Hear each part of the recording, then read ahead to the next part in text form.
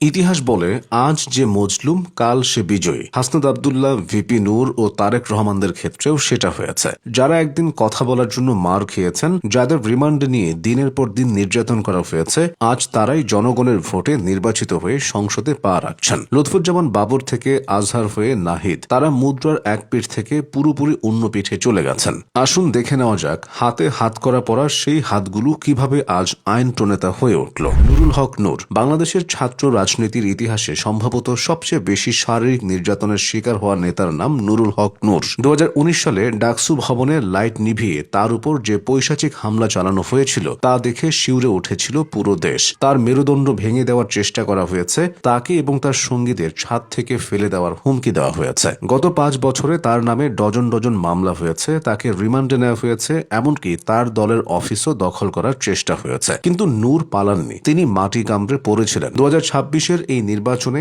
জয়ী হয়ে ভিপি নূর আজ সংসদে, আর তাকে যারা মেরেছিল তারা আজ ইতিহাসের আস্তাকুঁড়ে। নাহিদ ইসলাম এবং হাসনাত আব্দুল্লাহ 2024 সালের জুলাই মাসে তারা পুরো পৃথিবীকে কাঁপিয়ে দিয়েছিল। জুলাইয়ের সেই উত্তাল সময়ে ডিবি অফিসে তাদের তুলে নিয়ে জোর করে আন্দোলন প্রত্যাহারের স্টেটমেন্ট দেওয়ানো হয়েছিল। তাদের কিন্তু দমানো যায়নি। 26 জুলাই 2024 হাসপাতাল থেকে তুলে নিয়ে নাহিদ ইসলামকে শারীরিক ও মানসিক নির্যাতন করা হয়েছিল। হাসনাত আব্দুল্লাহ, যাকে গুম করার আশঙ্কা ছিল, যাকে দিনের পর দিন অজ্ঞাত স্থানে আটকে রাখা হয়েছিল, তিনি আজ জনগণের প্রতিনিধি। যে হাতে একদিন হাত করা পরানো হয়েছিল, সেই হাত আজ স্পিকারের দিকে উঁচিয়ে দেশের কথা বলবে। তারেক রহমান, তিনি অপেক্ষা করেছেন দীর্ঘ 17টি বছর। 2007 সালে যখন তিনি দেশ ছাড়েন, তখন তিনি ছিলেন শারীরিকভাবে বিপর্যস্ত। সেনা সমর্থিত তত্ত্বাবধায়ক সরকারের আমলে রিমান্ডে তার উপর যে অমানবিক নির্যাতন চালানো হয়েছিল, তার ক্ষত তিনি এখনো বয়ে বেড়াচ্ছেন। একসময় বলা হয়েছিল তিনি আর রাজনীতিতে ফিরতে পারবেন না। 21 আগস্ট হামলা মামলা থেকে শুরু করে মুদ্রা পাচার,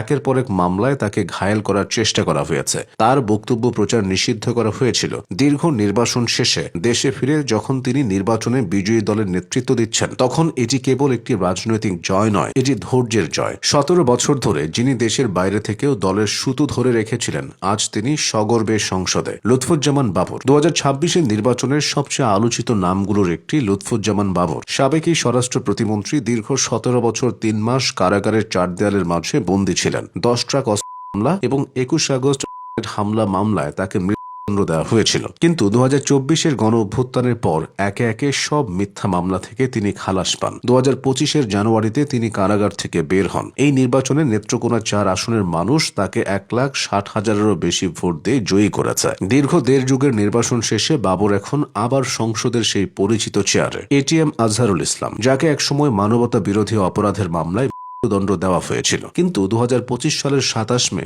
বাংলাদেশের বিচার বিভাগের আপিল বিভাগ তাকে সব অভিযোগ থেকে খালাস দেয়। আদালত পর্যবেক্ষণে বলে তাকে সঠিক সাক্ষ্য প্রমাণ ছাড়াই দণ্ড দেওয়া হয়েছিল। কারাগারের সেল থেকে সরাসরি রংপুরের মানুষের কাছে ফিরে যান এই জননেতা। 2026 সালের নির্বাচনে রংপুর 2 আসন থেকে তিনি বিপুল ভোটে বিজয়ী হন। একসময়ের দণ্ডপ্রাপ্ত আসামি আজ জনগণের রায়ে একজন সম্মানিত সংসদ সদস্য। 2026 সালের এই সংসদ সাধারণ কোনো সংসদ নয়। এই সংসদের প্রতিটি ইটের গায়ে লেগে আছে নির্যাতনের ইতিহাস। যারা আজ চেয়ারে বসবেন তারা জানেন জেলের সেলের অন্ধকার কতটা গভীর।